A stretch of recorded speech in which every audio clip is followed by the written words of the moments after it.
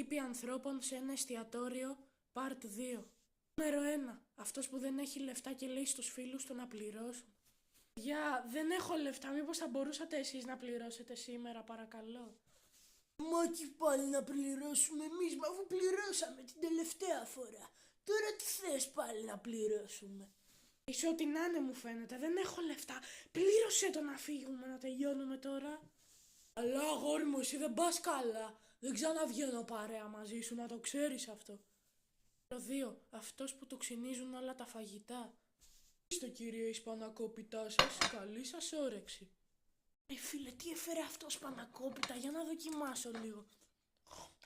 Πω, τι αηδία είναι αυτή, δεν τον έκανα σε αυτή την ταβέρνα.